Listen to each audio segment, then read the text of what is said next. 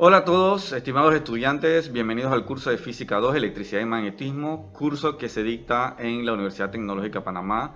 Es una materia de tronco común, básica, así que apoyando lo que estamos desarrollando en la plataforma UTP Virtual, voy a sacar esta serie de videos para que usted, pues, de alguna u otra manera pueda nutrirse un poquito más de ese curso que estamos desarrollando en la plataforma, repito, UTP Virtual. Entonces, este curso, pues, prácticamente es un curso que trata, como su nombre lo indica, de electricidad y magnetismo. Entonces, este primer video quisiera yo desarrollarlo simplemente como una introducción al curso, hablando un poquito de historia, de cómo nace el concepto de la carga eléctrica, la electricidad, porque ahorita mismo cualquier persona que usted le dice electricidad, inmediatamente pues va a imaginar pequeños corpúsculos, electrones que corren o se mueven rápidamente por el tendido eléctrico o eventualmente por los cables y que de alguna u otra manera pues nos facilita la vida. Ahorita mismo cuando hablamos de se fue la luz, entre comillas, realmente es un corte del fluido eléctrico, realmente se nos viene el mundo encima, no podemos hacer gran cosa, puesto que casi todo funciona con electricidad, que la computadora, que el celular, que los electrodomésticos, que, en fin, el mundo entero se para si no hay corriente eléctrica. Entonces, realmente es que este concepto de estos corpúsculos que se mueven por el fluido eléctrico siempre existió, obviamente que no. Entonces, la idea es cómo nace este concepto y de allí este primer video. Entonces, en ese sentido, quiero hablarles un poquito de 600 a.C. 600 a.C. es, imagínense, Tales de Mileto. Tales de Mileto, en ese entonces, obviamente que Tales de Mileto no era el único que estaba experimentando con lo que voy a decir, pero él es el que está en los libros de historia. Entonces, Tales de Mileto agarra una especie de, imagínense, ¿no? Una especie de barra de ámbar. Ámbar es una resina vegetal. Y si quieren saber un poquito más, pues búsquenla en Google. Y tenía una barra de ámbar y luego tomaba una pana, un trapito, un pañuelo de lana y frotaba el ámbar con con la lana, y entonces eventualmente cuando acercaba esa barra de ámbar o material de ámbar, lo acercaba a materiales, digamos, ligeros que pesaban muy poco, obviamente distinguía que había como una fuerza que atraía el objeto a la barra de ámbar. Y así sucesivamente. Entonces, claro, o sea, en ese entonces, imagínense, eso era una cosa bien extraña, o sea, era una magia, wow, ¿qué está pasando aquí? ¿Cómo es eso posible de que yo froto este ámbar con lana y entonces empieza a traer cosas? E imagínense, bueno, con el tiempo obviamente hubo muchos más experimentos, empezaron a dar cuenta que si frotaban X material con Y material, entonces podía repeler otros objetos y así sucesivamente, pero de una manera muy ligera, ¿no? Obviamente. Y eso era, repito, o sea, imagínense en ese entonces, 600 a.C., o sea, era una cosa como súper sacada del sombrero del mago, o sea, no se entendía qué realmente era. Ahora, con el tiempo eso fue pasando y digamos que aparece William Hilbert, más o menos a eso de 1544-1603, o sea, él nace en 1544, muere en 1603. William Hilbert, digamos, estamos hablando siglos después de Tales de Mileto, hubo mucha experimentación con respecto a esa propiedad extraña que experimentaban los cuerpos cuando se les frotaba. Y William Hilbert es el primero que habló de propiedad eléctrica. Le puso el nombre de que, bueno, los objetos cuando se frotan, ya se sabía que si se frotaba vidrio con lana, si se frotaba ámbar con lana, si se frotaba, qué sé yo, o sea, ya se sabía todas las combinaciones posibles para que atrayera o hiciera un efecto de repulsión. Como ya se sabía todo eso, él empezó a hablar de la propiedad eléctrica de algunos materiales. era una propiedad eléctrica. Ahora, el término propiedad eléctrica nacía del hecho de que ámbar y electrón en el griego antiguo son equivalentes. Entonces, realmente propiedad eléctrica en ese entonces era como propiedad de ámbar, algo así, porque todo fue experimentado en un inicio con este material, que era el ámbar. De allí que, entonces, repito, 1544, 1603, aprox, William Hilbert, entonces el primero que habla de esa propiedad eléctrica. Pero vuelvo y insisto, o sea, cuando hablaban de propiedad eléctrica en ese entonces, no era pensando en un electrón. El electrón aún no ha sido ni tan siquiera descubierto. Entonces, era simplemente pensando en esta propiedad de atraer y repeler cosas si yo lo frotaba o no frotaba el material. Ahora, luego de William Hilbert aparece Charles Augustin de Coulomb. Ahora, Charles Augustin de Coulomb, prácticamente estamos hablando de 1736-1806. Téngase en cuenta que Isaac Newton, por ejemplo, que fue prácticamente el descubridor de la teoría general de la gravitación, primera ley, segunda ley, tercera ley de Newton, que eso se vio en Física 1. Isaac Newton, digamos que él vivió entre 1643 y 1727. Charles Augustin de Coulomb nace en 1736 y fallece en 1806. O sea, quiere decir, si Newton fallece en 1727 y Charles Augustin de Coulomb nace en 1736, o sea, prácticamente Charles Augustin de Coulomb nace 9 años después de Isaac Newton. ¿Y por qué hago esta referencia? Porque Charles Augustin de Coulomb, él inventa lo que fue la balanza de torsión. Un dispositivo que pueden buscarlo en Google también y mirar cómo funcionaba.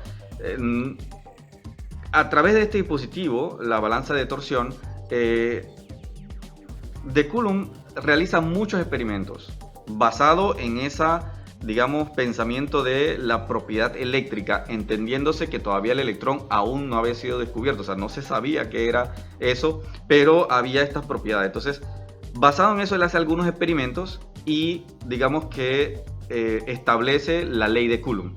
La ley de Coulomb se parece bastante a la ley de Newton, es decir, a la ley de la gravitación universal. Se parecen bastante, en donde digamos que la fuerza es proporcional a la carga eléctrica, en el caso de la ley de Coulomb, a la masa, en el caso de Isaac Newton, e inversamente proporcional a la distancia de los dos cuerpos, o sea, de las dos cargas o de las dos masas elevada al cuadrado. O sea, se parecen bastante esas dos leyes. Entonces, de allí que muchas personas dicen, bueno, lo que pasa es que Coulomb se copió un poquito de Isaac Newton y por eso fue más fácil. No, o sea, él hizo sus experimentos y él descubre, bueno, qué cosas que son similares, ya por lo menos tienen la misma forma matemática, pero digo, esto realmente Charles Augustin de Coulomb, para él fue algo completamente nuevo, es decir, y obviamente, digamos que en ese momento, ya 1750, existía, obviamente ya la gente conocía la ley de Newton y estaba eso en el pensamiento ya de los científicos. Sin embargo, vuelvo, repito, eso no quita el mérito a Charles Augustin de Coulomb de establecer la ley de Coulomb, que tenía que ver con una propiedad eléctrica, repito. Entonces, ahora, digamos en el recuento, miren, venimos con Tales de Mileto, William Hilbert, Charles Augustin de Coulomb, que establece la ley de Coulomb, y después llega Benjamin Franklin, en donde Benjamin Franklin, 1706-1790, digamos más o menos en la misma época de Charles Augustin de Coulomb, y Benjamin Franklin, digamos que fue que después de todo lo que se estaba dando y se conocía sobre las propiedades eléctricas, él por primera vez, digamos, fue el que sugirió llamar carga positiva y carga negativa, porque repito, ya más o menos se sabía que había un efecto de atracción-repulsión y se sabía algunos materiales que se podían repeler y otros materiales que se atraían. Entonces, se entendía que había como una dualidad, o sea, había algo, por así llamarlo de alguna manera, femenino-masculino, o bueno, carga positiva y carga negativa en este caso, ¿no? Entonces, esto hizo que, bueno, repito, Benjamin Franklin fue el que primero sugirió llamar carga positiva y carga negativa a esta dualidad que existía en cuanto a, repito, a las propiedades eléctricas. Bueno, luego de Benjamin Franklin aparece G.J. Stoney. G.J. Stoney 1826-1911. Él, digamos que postuló la existencia de una unidad de carga, a la que de alguna manera, bueno, él llamó electrón. O sea, debería existir una unidad de carga que tiene que ver con la propiedad eléctrica y a la cual yo le voy a llamar, dice él, ¿no? O sea, yo le voy a llamar electrón. Y vuelvo, repito, esto venía de antelación cuando se hablaba del ámbar, electrón en griego antiguo, ¿no? Lo que venía diciendo yo hace un momento. Ahora, imagínense que G.J. Stoney propone esto, todavía no se había descubierto el electrón y solamente en la mente de los científicos en ese entonces estaba eso, o sea, las propiedades, o sea, no se sabía exactamente qué era lo que había dentro de estos materiales que hacía que hubiese esta atracción, repulsión. Haciendo un paréntesis, para obviamente los estudiantes que están siguiendo este curso, la independencia de Panamá de España, recuerden que fue en 1821. O sea, entonces 1821, está hablando que G.J. Stoney aparece en 1826, nace él. O sea que justo después de la independencia de Panamá de España, pues nace G.J. Stoney. Él establece o postula la existencia de una unidad de carga a la que llamó electrón. Y más o menos para hacer remembrancia históricamente y tener una idea de cómo fueron desarrollándose los diferentes términos. Bueno, entonces, ahora, después de G.J. Stoney aparece o llega J.J. Thomson. Ya ese ustedes más o menos lo conocen, lo escucharon en secundaria.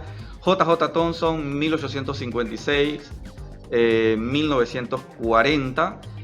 J.J. Thomson pues descubre el electrón. Y el electrón él lo descubre, el descubrimiento pues oficialmente fue datado en 1897, o sea, ya había pasado, repito, Thales Mileto, William Hilbert, de Coulomb, Benjamin Franklin, G.J. Stoney, todavía el electrón no había sido descubierto y J.J. Thomson lo descubre en 1897. Para tener una idea, recuerden que la separación de Panamá de Colombia fue en 1903, o sea que prácticamente fue, digamos, unos 6 años antes de la separación de Panamá de Colombia, se descubre el electrón. Esto para más o menos tener una idea histórica. Luego de J.J. Thomson aparece, digamos, Ernest Rutherford, en donde Ernest Rutherford fue estudiante de J.J. Thomson y Ernest Rutherford, digamos que descubre el protón y también, digamos, que propone un modelo atómico, el modelo atómico de Rutherford, ¿no? Ernest Rutherford, 1871-1937. Entonces, prácticamente en esas épocas ya estamos hablando, Panamá se separa de Colombia. Y bueno, ya Panamá está en los primeros años de su república y pues prácticamente el protón es descubierto y el modelo atómico de Rutherford pues también es postulado. Recuerden que para ese entonces Einstein también estaba por ahí, 1900, en donde está estableciendo la teoría de la relatividad. Como Einstein es una referencia histórica, pues también lo mencionamos, está por ahí entre Ernest Rutherford y por último entonces Niels Bohr, 1885-1962. Niels Bohr es estudiante de Ernest Rutherford, o fue estudiante de Ernest Rutherford, y luego él prácticamente establece el modelo atómico de Bohr. Ese modelo atómico de Bohr, digamos, era un modelo mejorado del de Rutherford, en donde ya él establece niveles niveles de energía, niveles energéticos para los electrones.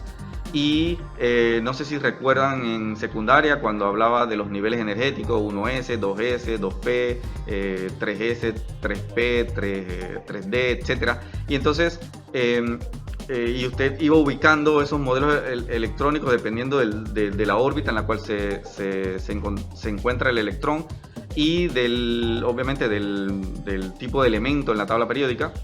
Entonces, digamos que eso viene de Niels Bohr. Digamos que Niels Bohr entonces da como inicio a lo que es la mecánica cuántica, esa mecánica cuántica que ahorita mismo ya la conocemos mucho más y que se desarrolla durante todo el siglo pasado. Y bueno, eso se sale prácticamente de los límites de este curso, pero más o menos este es un recuento histórico de lo que era digamos, cómo nace o cómo se descubre por muchos años y muchos experimentos y mucha gente tuvo que pasar para, digamos, que nosotros actualmente entendamos el concepto de carga eléctrica como lo entendemos actualmente, en donde, bueno, sabemos que hay átomos y obviamente eso se complica un poco más porque los electrones no son tanto como corpúsculos, sino que son ondas y, en fin, pero el punto es que actualmente, como lo vemos, es gracias a todos esos experimentos, gracias a todos esos pensadores que han hecho que ahora la humanidad vea la corriente eléctrica como algo diferente y como un utensilio realmente para nuestro bienestar. Entonces, en ese sentido, está de más decirles que todo el recuento que les he hecho es un recuento un poco muy comprimido y resumido. Obviamente participaron muchos más científicos, pero digamos que, bueno, estos fueron los que mencioné o que lo que puedo destacar dentro de esta pequeña introducción. Entonces, dicho eso, seguimos con el siguiente video en donde ya vamos a hablar un poquito más sobre los diferentes conceptos que se tratan dentro del curso de Física 2, Electricidad y Magnetismo.